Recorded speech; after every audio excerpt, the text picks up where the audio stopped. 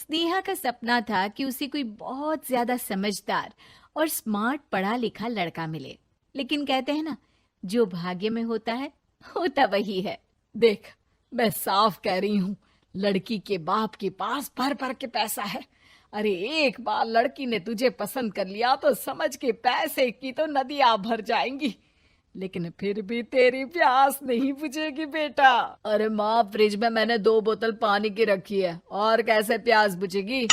अरे पांचवी फेल, मैं बात कर रही हूँ पैसों की प्यास की।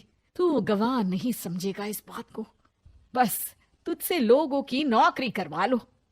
वो क्या है ना आशीष की माँ, वो सीधा है, और जिसे तू लोगों की नौकरी बोल रही है ना, वो आशीष का प्यार है अपने लोगों के लिए, जिनसे वो प्यार करता है या जिनसे जुड़ा हुआ है वो।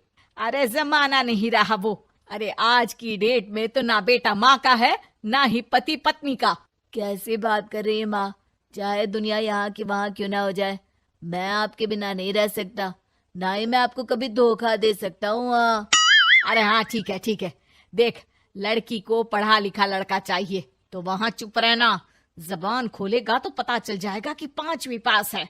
अरे तो पढ़ा देती ना आगे। माना सौतेली माँ हो, लेकिन दहेज की लालच तो अपने बेटे जैसी ही रख रही हो।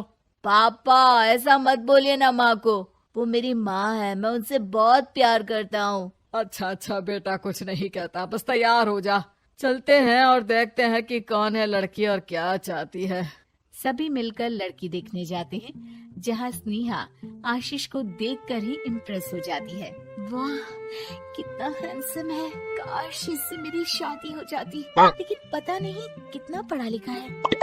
स्नेहा, लड़का बहुत अच्छा है, बेचारी की माँ दूसरी है, लेकिन देख रही है ना, हीरा भी इतना चमकीला नहीं होगा जितना कि ये। स्नेहा को समझ नहीं आता कि वो क्या करे। वो आशीष से मिलती है, उसकी सादगी, उसकी बातें उसे भा जाती है। मैंने नहीं सोचा था कि इतना पढ़ा लिखा लड़का मुझे मिलेगा। मैं शादी करने के लिए तैयार हूँ। और फिर स्नेहा और आशीष की शादी हो जाती है। शादी के बाद सासू माँ कहती है, अरे बेटा, वो तेरे जेवर मुझे दे दे, मैं संभाल कर रख दूंगी। स्नेहा, जो कि खुद भी एक समझदार लड़की थी, नहीं नहीं, मैं अपने जेवर नहीं दूंगी। उसके लिए तो मैंने पहले ही लॉकर खुलवा लिया था माँ जी। ये मेरी कुछ आर्टिफिशियल ज्वेलरी है, इसे रख लीजिए। वैसे मेरी अलमारी में जगह नहीं है ना। सास बेचारी नई नई बहू से क्या उलझती। सुनिए जी, मैंने आपके लिए खाना और नाश्ता बना दिया है। ऑफिस कब जाना है? कौन से ऑफिस में? मैं तो घर का सारा काम करता हूँ। हाँ, क्या बात कर रहे हैं? इतना पढ़ लिख कर आप घर का काम क्यों करते हैं? कितना पढ़ लिख कर? मैंने तो सिर्फ 5वीं तक पढ़ाई की है। तभी वहाँ सास आ जाती है। अरे 5वीं तक भी पढ़ लिया तो समझो मेरी कृपा से, वरना तो जो इसके लक्षण थे ना, क्या बताना। अच्छा आशीष, जरा बाहर जा और भाग कर टूथपेस्ट लेकर आ। सुबह से मंजन नहीं किया। और हाँ, फिर जाकर दुकान की सफाई कर देना। तेरा छोटा भाई दुकान पर जाने को तैयार हो रहा है। स्नेहा ये सब सुनकर हैरान रह जाती है। वो सोचती है कि आखिर उससे क्या गलती हो गई जो उसके साथ ऐसा हुआ। आशीष स्नेहा के पास जाता है। सुनो, तुमको तो मैंने पहली मुलाकात में ही बताया था कि। स्नेहा आशीष की बात ही नहीं सुनना चाहती है। वो जोर से चिल्लाती है, चुप रहो बिल्कुल, गंवार कहीं के।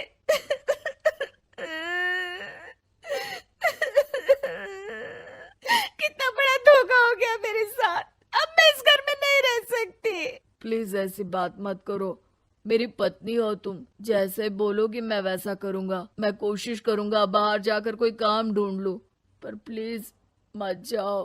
चुप रहो गंवार कहीं के, मैं तुम्हारे जैसी की बीवी हो ही नहीं सकती। आशीष स्नेहा को लाख समझाने की कोशिश करता है, लेकिन वो अपने मायके चली जाती है। माँ चलिए ना, स्नेहा को मना कर लेकर आते हैं। अरे जाओ, बनाने जाए मेरी जूती।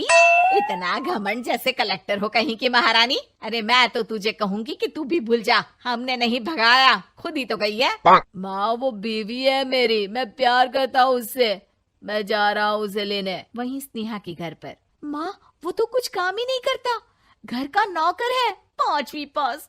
मैं नहीं रह सकती ऐसे आदमी के साथ माँ।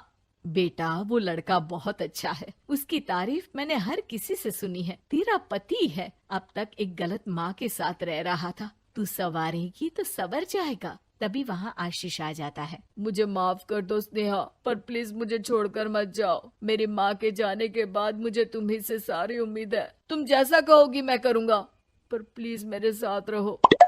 सबके समझाने बुझाने के बाद स्नेहा आशीष के साथ घर आ जाती है। आ गई महारानी, अब आई हो और सच्चाई भी पता चल गई है, तो थोड़ा तमीज से पति के साथ घर देख, रसोई संभाल और हम सबकी सेवा कर। देखो, मैं अब इस घर में बंटवारा चाहती हूँ। जो मेरे पति का हिस्सा है वो उसे मिले और वो आज से कोई काम नहीं करेंगे। हिस्सा ले लो, लेकिन कमाओगे क्या, खाओगे क्या, धूल मिट्टी। अरे तेरा पति किसी काम का नहीं है, वो तो मेरा बेटा कमा रहा है तो 2 रोटी मिल जाती है इसे। तभी वहाँ स्नेहा के ससुर आ जाते हैं। मैंने एक बंद फैक्ट्री को पहले ही आशीष के नाम कर दिया है और घर के 2 तल्ले में 1 तल्ला ले लो। मैं तो आशीष के पास रहूंगा, वकील थोड़ी देर में आता ही होगा। अरे जाओ जाओ, 2 दिन में भूख से तड़प कर सब वापस आ जाओगे। बढ़िया आई बहू बेटे वाली। फिर क्या था, स्नेहा आशीष के साथ मिलकर बंद फैक्ट्री को खोलती है और मन लगाकर काम करती है। दोनों की मेहनत रंग लाती है और आशीष अपनी मेहनत से एक सफल बिजनेसमैन बन जाता है। लेकिन एक दिन, अरे बहू बेटा आशीष, मुझे माफ कर दो, मैं भी अब तुम लोगों के साथ रहना चाहती हूँ।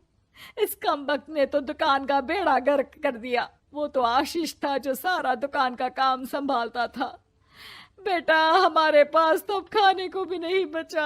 माँ जी, इसे कर्म के फल कहते हैं। खैर, खाना है तो आपको और आपके बेटे को काम करना पड़ेगा, समझी?